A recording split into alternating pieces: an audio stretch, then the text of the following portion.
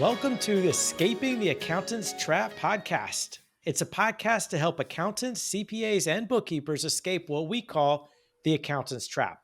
It's where you're stuck working with low value and high demanding clients, but at the same time, you can't raise your fees because you have a ton of competition. Well, how do you escape the trap? One way is the topic of today's episode, and that's having a system to get high value clients. To help me with the discussion, I've invited Salim Omar, a best selling author and mentor to CPA firm owners, who he himself has transformed his practice from one that was deeply in debt to one that's been consistently profitable over the past 2 decades and has offered the freedom that he really wanted from his practice. Salim, welcome to the show. Great. Thanks, Adam, for having me. Yeah, I'm excited to get into this topic because I talk to a lot of accountants, a lot of bookkeepers that say they really want ways to get clients. I mean, there is a lot of competition out there, but let me ask you this: what are the most common challenges that you hear from CPA firm owners? So to attract high value clients, the trap that we often fall into is commoditization, where our prospective client does not see what makes us different, what makes us unique, what makes us stand out as a firm. And when the prospective client does not see that, then they are going to question and they're going to look for the provider that can do it for the least amount of money, or they're going to go towards who can do it in the least costly way for them. Okay. And that's not a good place to be in. It's poor positioning, because the prospective client is in control. They're in the driver's seat, not us as a professional advisor, as a professional CPA firm. So we got to change the dynamics of how that is. We want to be the ones that dictate what our services are, what our fees are, so that we have a roster full of clients that are the right clients. Okay. So you mentioned the word commoditizing. A lot of firm owners, whether they're CPAs, accountants, bookkeepers, whatnot, I guess it doesn't matter. They're creating this commodity type service. Explain what you mean by that.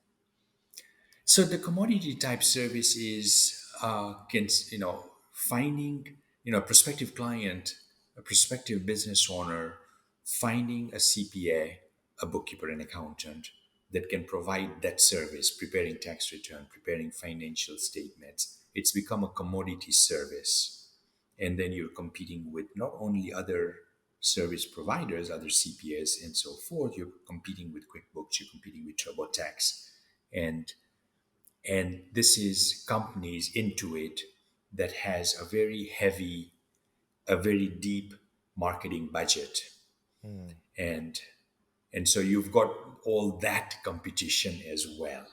Yeah. And when you have companies like Intuit, they have the click of the button. They've really simplified accounting, and they've helped people prepare their own taxes with the click of a button. That's how they market. And their product does to some extent it does that, but then that's where the CPA firm needs to come in and identify what is it that makes them different, and who is right for them, who is the right type of client for them, and what is it that makes them valuable, makes them unique to that group of people. Okay. And that's what you're saying is where the positioning comes in. Use the word positioning as the solution to not being a commodity. Explain what you mean by that. Yeah, positioning is being the perfect provider. It's being the obvious choice for a certain group of people. Mm, okay. And that certain group of people is your ideal client. It's the target market. And so becoming clear about who you want to serve, who is it that you want to make a difference for, who is it that you want to have an impact. And so you identify the ideal client, the target market, and then you create that positioning so that that firm becomes the obvious choice for that target market. Mm. I love the term obvious choice because that implies that when a prospect sees or hears about your company, your firm, it makes sense that they need to work with you, which is almost the opposite of a commodity. Hmm. Uh, so how does a firm, whether somebody owns an accounting firm or a bookkeeping firm, how do they do that? How do they become the obvious choice? It's really understanding the market. It's understanding the market.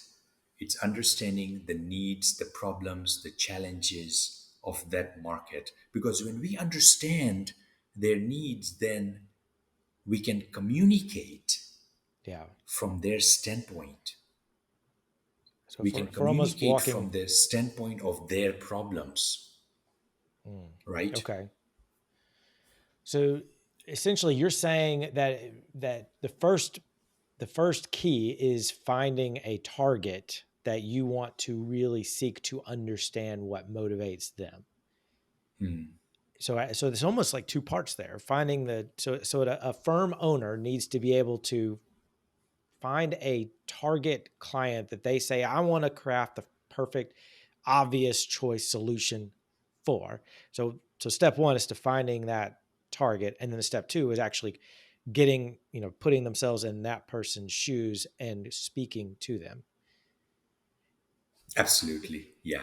Yeah. Oh, okay. So let's Yeah. start with, let's tackle the the the target market, the target client. How, you know, we've talked to a lot of accountants and bookkeepers over the years, and we ask them, do you have a target market that you're going for? And it seems like half do and half don't.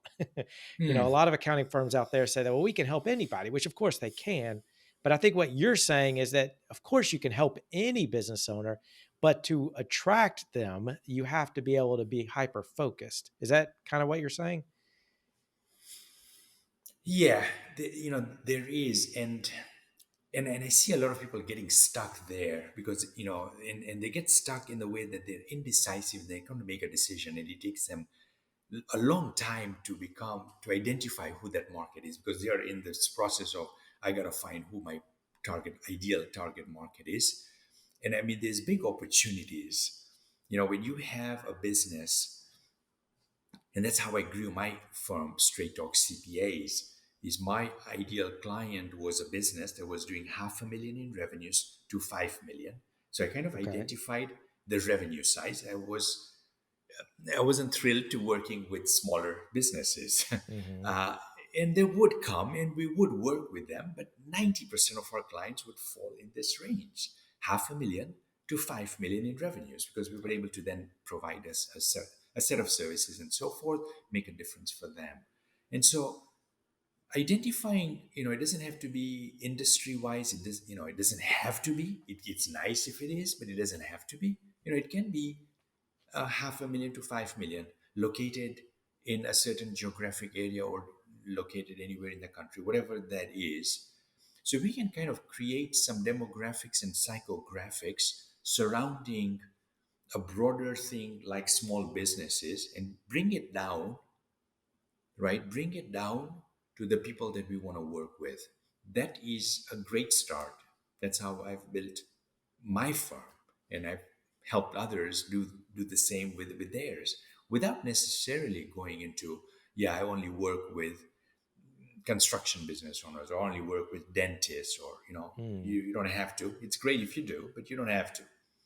So it doesn't have to be industry specific. It could be as specific as, I want to work with, business owners in this particular geographic area. So my hometown or, Yeah, yeah. or whatnot. So, and okay. and So, and then the okay. other Adam criteria in my in my ideal client, in my target market, is, these are people that are growth minded. Mm, So I kind of added that criteria because I don't want to work with somebody that's stuck in their ways, and somebody yeah. who's like, I'm at $700,000 and that's where I want to be. It's like, no, you're gonna bore me. We're not gonna.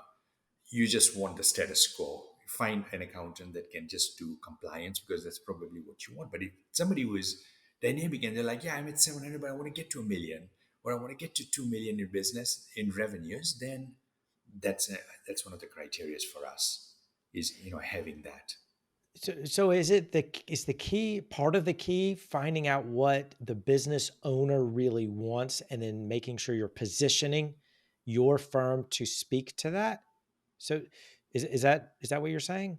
Yeah, because a growth minded entrepreneur who wants to grow Hmm. their top line, they wants to grow their net income, they are going to want a CPA firm that can help them do that. So then the Okay. messaging is going to be around, you want to get your cash flow in a better place, you want to double your net profit. Like that type of messaging is going to resonate with that business owner because they want to grow and they're looking for that firm. If that firm talks their language, are your profits not growing as much? And that growth-minded business owner says, yeah, they're not, and I'm looking for somebody who can help me take it from X to X, Hmm. or X to Y rather. So, I mean, correct me if I'm wrong, but it sounds like a CPA or a bookkeeper should market their clients, or should market to, or position, using your words, position their offering in a way that speaks to the business owner that they want to target without actually talking about the services they perform. In other words, a CPA shouldn't market by saying, I do better tax work, or a bookkeeper shouldn't market by saying, I do better bookkeeping, because that's Hmm. not what the business owner cares about. They care about doing the thing that you now know that that they want. So in your case, you wanted to target growth minded business owners that are doing between a half a million and 5 million in revenue. So that's what your positioning was around, not around being a better tax person. Is that correct? 100%. Yeah. Yeah. Okay. So, and Because that that's a is a commodity. very, say that again. That's a commodity. Yeah. I mean, and that's a and that's commodity. not the lingo, though that's not what resonates with that business owner. Right. Their day and night is filled with thinking about profits and growth and cash flow and so forth. It's not about financial statements, it's not about tax returns.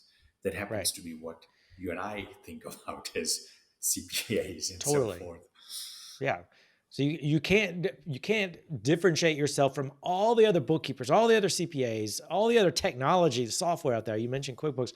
We cannot compete with them by just saying we'll do a better job, but for cheaper, because that's you're positioning yourself as a commodity. You're positioning yourself so that you charge less, which means you have to, in order to make a lot of money, you have to work way more hours, and it's a recipe for burnout.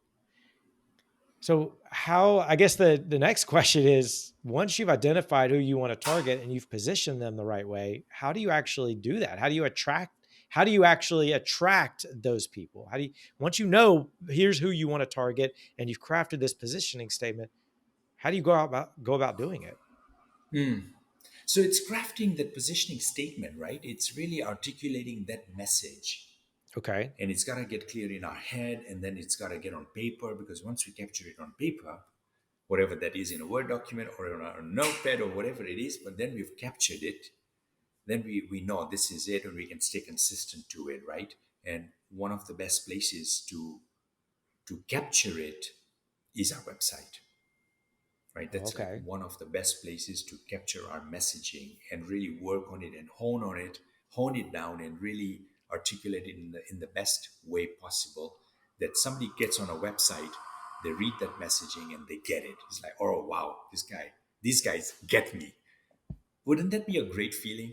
Like coming to a website and reading, the prospect coming, reading it and say, wow, these guys get me. They understand Mm. me. And I've heard that so many times from a business owner when they come to that right spot, to the right Yeah. website, and they say, "Yeah, you get what I," because you get what I'm going through, because that's a great way to then start that conversation Mm. and take them from being cold to being warm to becoming a client, and then lifetime value, loyal client. So the website's not necessarily to convert a client from being a cold prospect to a paying client. The website, you're saying, is really just there to get a cold prospect to understand that you know what they're going through, and just to take the next step. Absolutely, it is. Okay. It So is. so what does describe the perfect website then? Hmm. for a firm owner? So it's we want to get their attention, so they come on the website, and we if we start talking about us, if we start talking about the firm, the accounting firm, then we're losing the focus on the prospective person. So we got to keep Mm, the conversation to the prospective customer, right? It's much like going to a barbecue or a picnic or an event, and you meet a stranger, and that stranger, that new friend, potential friend, all they do is talk about them. It's like the most boring conversation to yeah, have, I isn't agree it? with you. We've all been through that, and I've been through it one too many times where I'm like, man, I need to get out of here. Right. I need to get out of this conversation and find somebody who's interested in me as well. Yeah. And so, and the way to make it, for us to feel that somebody is interested in us is they've got to talk our language. And from a business owner, from prospective client coming on a website, we've got to talk about some of the problems that prospective client is having, that prospective business owner is having. Mm, And if we can get that on our website and capture their attention, like, are you looking to double your profits? Are you looking to minimize your taxes? And if we can yeah. do that and capture their attention there with the headline, and then the next is the sub headline, which gets the purpose of the sub headline is to get them to go from the headline to the sub headline. That's it. And then from the sub headline, we got to get them interested enough where they get into the first paragraph, and we take them step by step, and they start entering our world, Mm, and we start this conversation with something that's going on in their mind. And if yeah. we can take somebody from what's happening in their mind, they'll feel appreciated, they'll feel that they're understood. So we take them through that process. Yeah. Because people want to work with somebody that feels that they understand them and that can help solve their problems, which is why the positioning is so important. Mm. That's why they're So, there in the first place, because there's something happening in their life. yeah. They've got an accountant, but something is not right. Something is, there's some deficiency, right? That's why they're out there looking, searching, Yeah. doing something on Google search, CPA near me, or what have you. And they've now landed on a website. Now we gotta take that from where they're at to that next stage. So I guarantee you there's somebody listening that says, okay, I get it. I completely agree. And I have a website and I think it's pretty dialed in. How do I get somebody to my website? Great question. Yeah. All right, so now we've got a storefront that's amazing. You know, it's got all the right things, right? And there's so many right things. Minimum is 12. There's like 12 a 12-point checklist that we have when we're Okay. designing a website. So there's like 12 things, but then there's many more. And this website's got them all. Person comes onto that website. It's like, how do we get as many people onto the website as possible? It's distributing. It's putting that message out. It's getting found. It's being in places where our ideal clients are hanging out. Yeah, either on social media platforms, on uh, on other platforms where there's forums happening, where they're doing searches and saying, "Hey, is there an accountant here that can help me?" Hmm. And they come across the link to the website, the CPA firm's website, and they say, "Let me go and check it out." And there's something, a lead magnet, something of value that we've created that's on the website. Somebody says, "Yeah, let me check this out." Now I want to see if my current accountant, my existing accountant, is helping me with these 7 tax strategies. So and that's kind of the hook, right? Yeah. And it's a value add that we create. It's a lead magnet. We put it out on the website, and we publish it, we post it, we announce it, we make people aware about it, right? It's content marketing, it's education based marketing. So we create content, put it out there, People say, yeah, let me check it out. Let me read this. And they do. And they come on the Mm. website and they like the article, the content. And they're like, yeah, this is interesting. Let me check them out more, and so So forth. this is the type of stuff that you in your company help accountants with, correct? It is. Yeah. Yeah. Okay.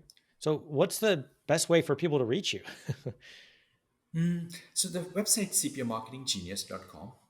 Okay. Uh, that's a good place to go to. There is a couple of opportunities there. Contact us page, schedule a call, and so forth, to really start the conversation with my firm, with my company, Okay. CPA Marketing Genius, to kind of see if they're the right fit. We can help you, and so forth. Essentially, you're doing the same thing that you advise the CPAs and other accountants to do. Yeah, 100%. All right. So CPAmarketinggenius.com. Excellent. Well, Salim, thank you so much. I mean, this conversation, I had 20 other questions I would love to ask you. Maybe let's schedule another podcast episode, but this has been a lot of gold in this past 20 minutes. Thank you so much for being on the show. My pleasure. And to everyone watching or listening, thank you so much for spending the last few minutes with Salim and myself as we discussed how to escape the accountant's trap. Bye for now.